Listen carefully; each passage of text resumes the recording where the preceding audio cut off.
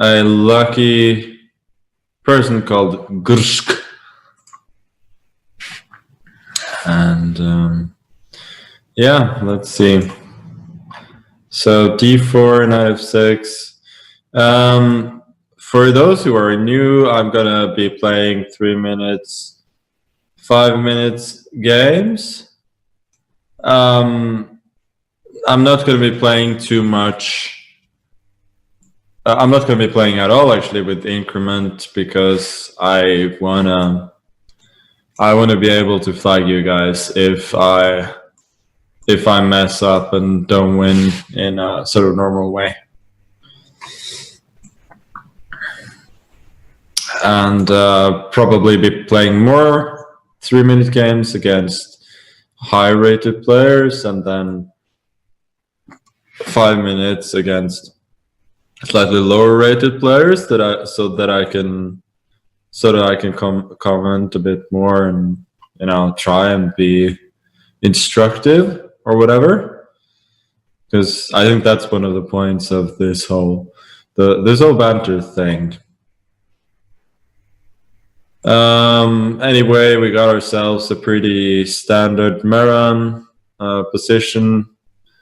My opponent clearly has done nothing wrong so far, although this may have been a bit wrong. I think he should have taken with the bishop, since now knight g4 attacks both h2 and e3. And he probably has to go h3 or g3, and then I take the bishop on e3, ruin his pawn structure, and it's gonna give myself some really, really nice dark squares as well.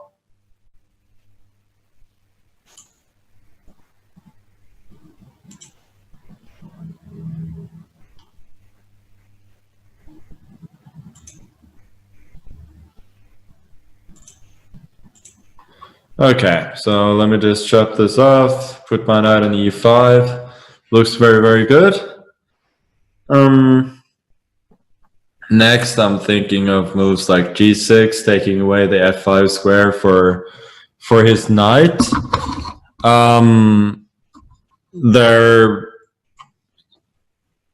is also this also means that I can put the queen quite conveniently on e7. So he goes b4, trying to take control over some dark squares, which is very, very sensible. But still, with this move, queen e7, I'm putting pressure on b4. He probably has to protect it with queen b2 or queen b3, and then I bring the bishop around bishop c8, and then either bishop d7 or e6, because this bishop on b7 is the only piece of mine that's not so well placed, and when I manage to improve this piece, I should be considerably better. Also, queen g5 is a bit of an idea now. Then I have to watch out for some tricks like knight c6, but then I believe I have either bishop h3 or bishop e6. But queen g5 would create dual threats of bishop takes h3 and also queen takes e3, with check winning the knight on d4.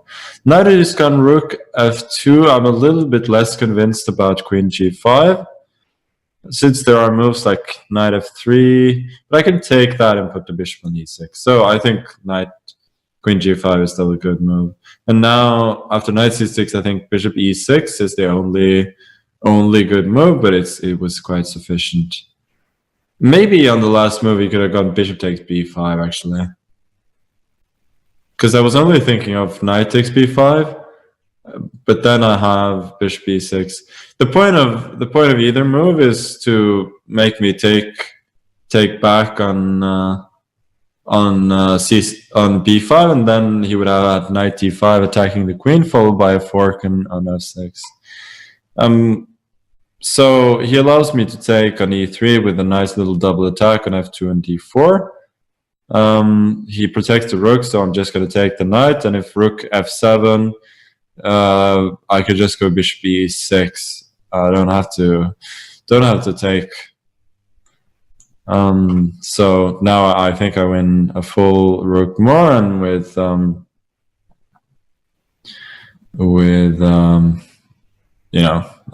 and a bishop up should be plain sailing. Okay, not a bad game from my opponent at all. He had some very good ideas, but it just turned out that with the positional advantage I had, that the tactics usually work out in my favor. Okay, so we get ourselves another game. Let me just see. Yeah, let's just accept Bagsy Mogs, of course. As people who have seen this stream before will know, I'm a sucker for these stupid names.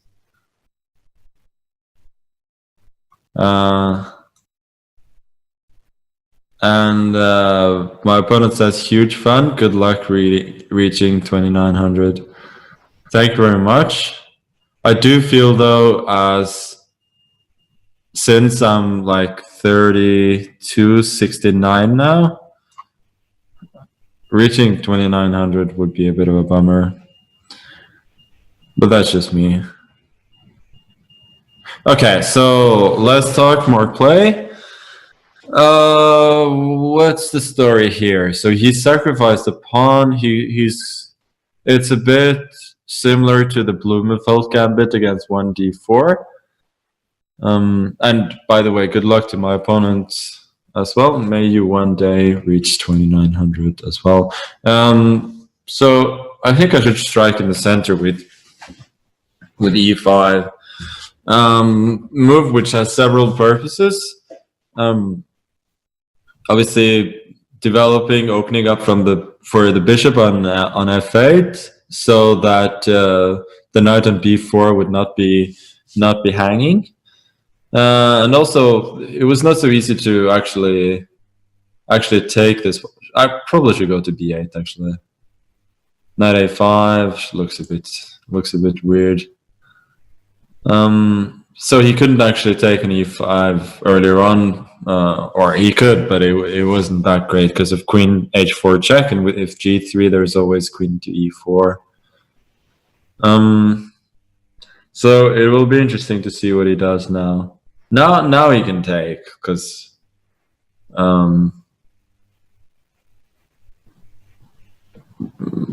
before, when the queen goes to e4, I would have had a fork on c2 with the knight, but now he probably could have taken.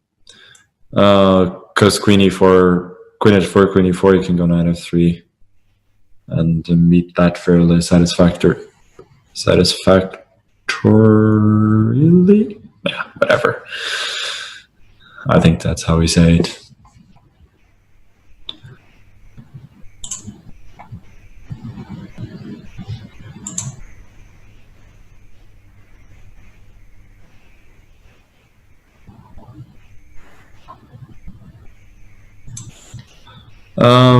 So he goes bishop g5. Okay, I'm just gonna go f6. Try and keep everything sort of tidy.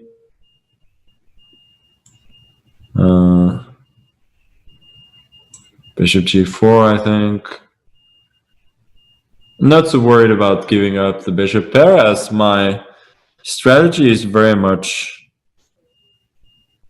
dark squared based here. So I'm just provoking this. I think I'm gonna eliminate this knight. I'm gonna play knight d7. And my opponent does have some activity, but I think I have too much control over the position here to be really worried. So this knight is just being rerouted in a hurry to d6.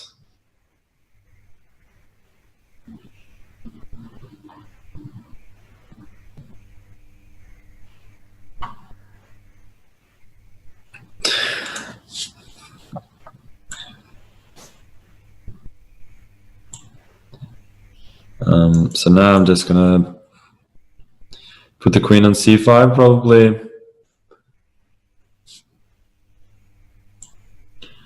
Yeah. Queen c5 check.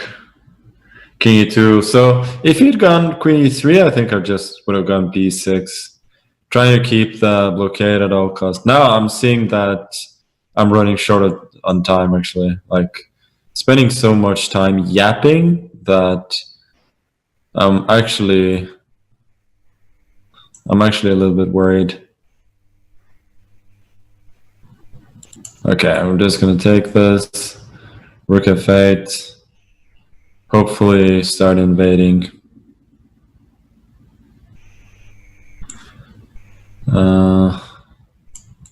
Okay, g6.